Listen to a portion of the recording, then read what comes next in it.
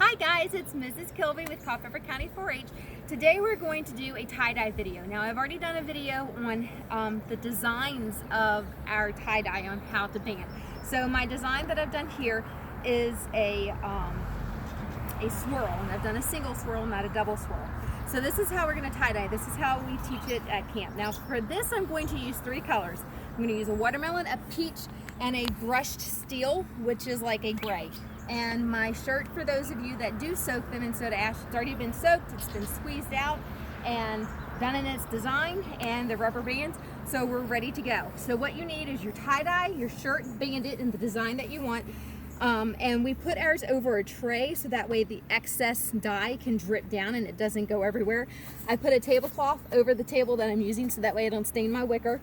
And then you're going to need like a Walmart bag or a small trash bag to put your shirt in after you've dyed it and let it sit. I usually let mine sit for about 24 hours before I rinse them out. So let's get started, okay? So I'm going to start with my watermelon color first. Now I'm going to do one side, flip it over, and do the back. Now for how much you want your shirt to be dyed is absolutely up to you. If you just want the outside, then you would do this. If you want it to penetrate and get the color all the way through, then you're going to reach down into these folds and squeeze your dye into that. So that way it is darker and it fills most of the shirt so you don't have as much white. So the next color I'm going to use is that brushed steel. Now this is the first time I've used this color. It's a newer color that we're using, and I'm excited to see how it turns out. And you can see how I'm getting down into those folds by opening them up as much as I can, sticking the nozzle in them to get them colored. And this is that peach. Oh, and I love how it already is bleeding into that brushed steel.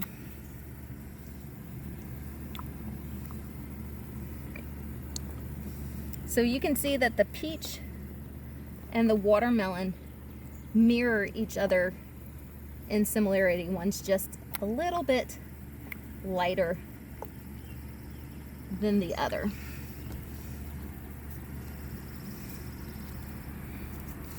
And you can see that I am alternating doing every other one.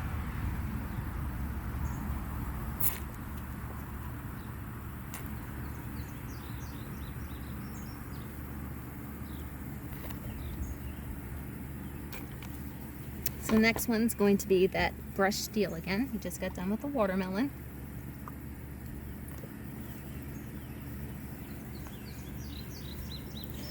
And I'm using 100% cotton. That's what we strive to use when we tie-dye.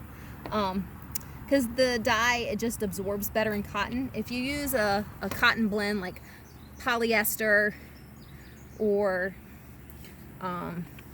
something other than that, it's not that it won't dye, it's just the dye itself doesn't absorb as well, so it'll just be more muted and more faint in its color, and that's okay. I've actually bought shirts on purpose for that because I don't want it to be as bold, and they turn out very pretty.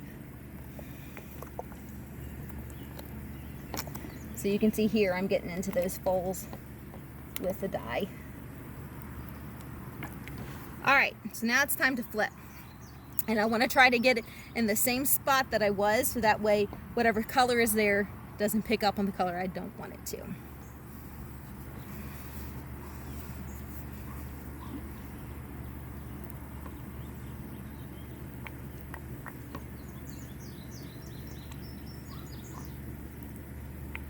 And I do have gloves on, you don't have to. I just find that with my skin it takes a while to get the color out, and I don't want it to stay on as long as that. And some people like it, and that's okay.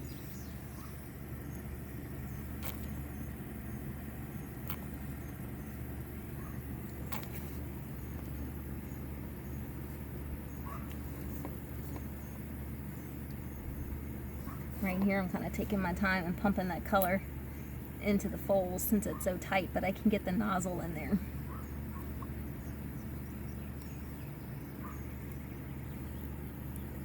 It's almost like a puce color, a grayish purple is what this color reminds me of.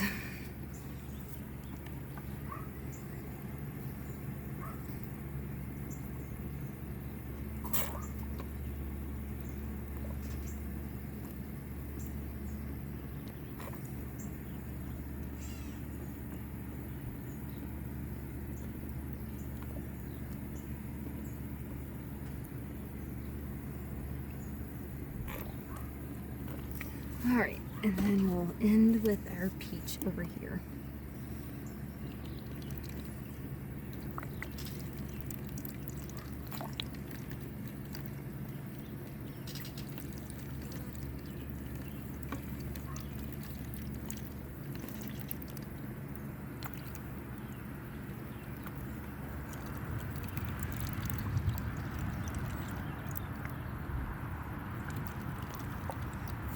Right, and now that you're done, you can hit any spots that you think need some more.